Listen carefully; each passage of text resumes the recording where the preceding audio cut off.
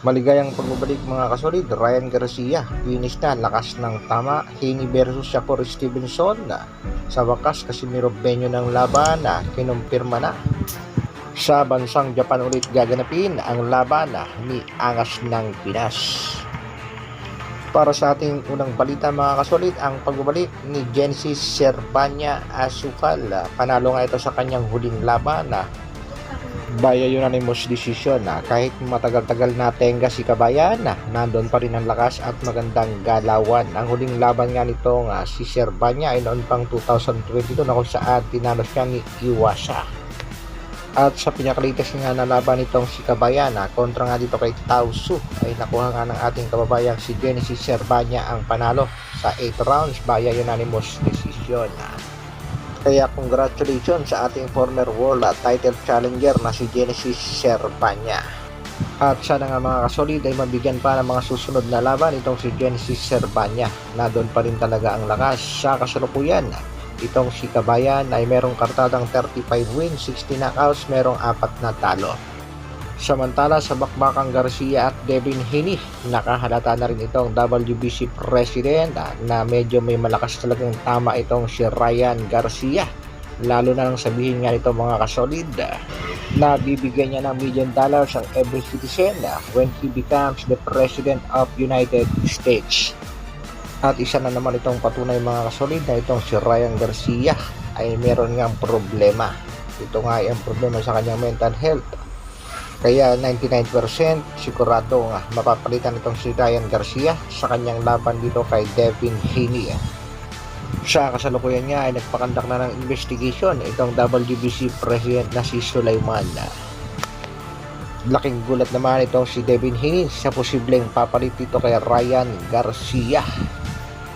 Shakur Stevenson has declared that he's reached out to Devin Haney's father, trainer Bill Haney, and told him he would be willing to jump in a fight in April 20 kung hindi nga daw matutuloy na makalaban itong si Ryan Garcia. Ang tanong papayag kaya ang kampo nitong si Haney na si Stevenson ang kalaban? Baka hindi boxing ang kanilang maging laban, track and field sa loob ng ring. Kagad din namang umalma ang isa pang alaga ng Golden Boy promotion na si Arnold Barbosa at tila ang inahamon nito sa kasalukuyan ay itong si Shakur Stevenson.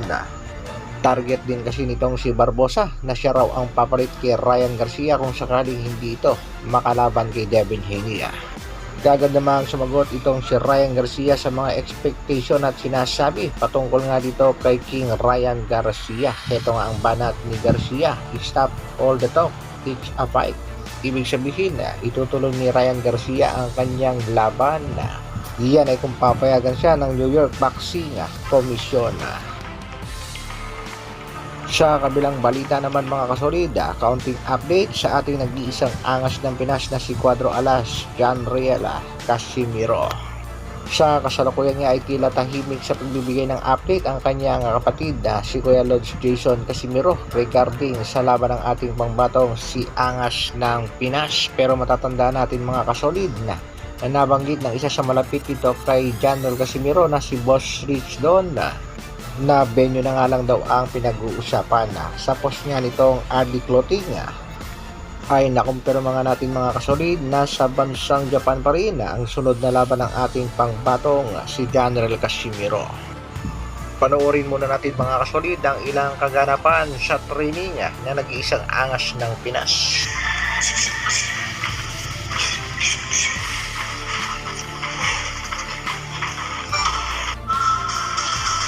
Huwag nyo i-pass yung guys, huwag nyo i-pass yung MP.